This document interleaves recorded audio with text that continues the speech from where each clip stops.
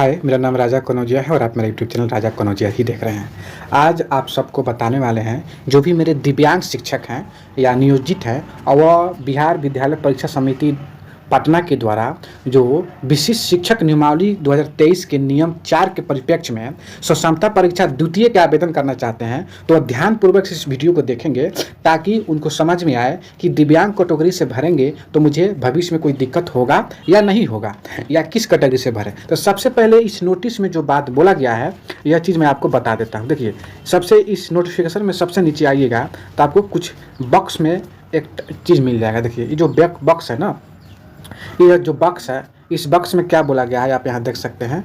इस बॉक्स के आप जो है सो इस बॉक्स में आप आइएगा 3 नंबर में आइएगा तो इसमें क्या बोला गया है 3 और 4 में बोला गया है कि कभी कभी ऐसा देखा गया है कि ऑनलाइन आवेदन पत्र भरते समय ईबीसी अत्यंत पिछड़ा वर्ग के आवेदक द्वारा पोर्टल पर त्रुटि बस यानी EWS श्रेणी तथा अंकित दर्ज कर दिया जाता है जो पूर्णतः गलत है। आवेदन द्वारा अपने आवेदन पत्र में अंकित किए गए आरक्षण श्रेणी के आधार पर ही उनका परिणाम तैयार होगा।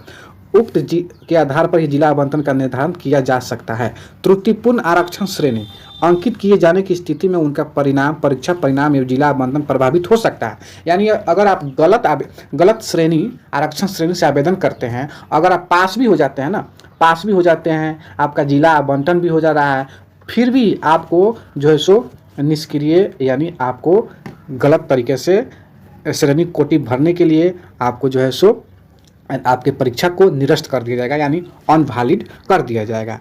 तो इसमें यही बात बोला गया है कि इसमें सिर्फ EBC और EWS अगर आप EBC हैं और EWS गलती से भर दिए हैं, अगर EWS है गलती से EBC भर दिए हैं तो आपको सोचने की आवश्यकता है और ध्यान देने की आवश्यकता है। ऐसी गलती आपको नहीं करना है।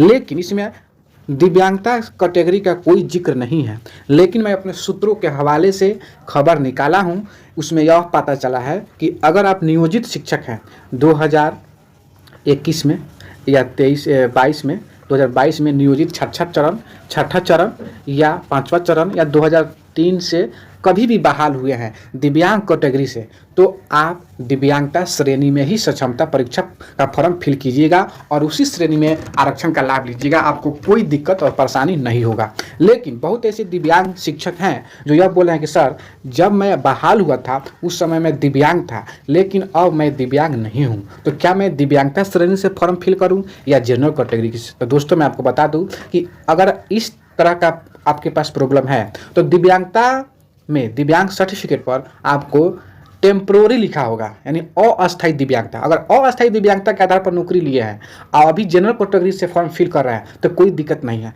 लेकिन उस सर्टिफिकेट पर अस्थायी दिव्यांगता लिखा होगा और अब अगर आप जनरल कैटेगरी से फॉर्म फिल कर रहे हैं तो आपको दिक्कत हो सकती है।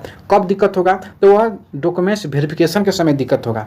जब निगरानी टीम आपके डॉक्यूमेंट्स चेक करेंगे तो दिक्कत हो सकता है, लेकिन यह छोटी सी बात है, बहुत गहनता से जब चेक होगा तो आप फंस सकते हैं। तो ऐसा नहीं कीजिएगा। अगर आप दिव्यांग हैं तो दिव्यांग कैटेगरी से ही फॉर्म फिल कीजिए। अगर अस्थायी दिव्यांग थे तब कोई दिक्कत आपको नहीं होगा, लेकिन अस्थायी दिव्यांग है तो आप जो है सो दिव्यांगता कैटेगरी से ही फॉर्म फिल कीजिएगा। लेकिन ये छोटी सी गलती आप अपना रिस्क पर फॉर्म भरना चाहते हैं तो भर सकते हैं, बाद में कोई दिक्कत होगा छोटा मोटा तो मैं आपको बता दूंगा, उसको सजेशन दे दूंगा। लेकिन आप जहां तक हो अच्छे से फॉर्म फिल कीजिए। दिव्यांगजनों के हित के लिए मैं वीडियो बनाते रहता हूं, तो इसलिए मेरे चैनल को सब्सक्राइब कर लीजिए। आज के लिए इतना ही रखते हैं। जय हिंद, जय भारत, जय दिव्यांग।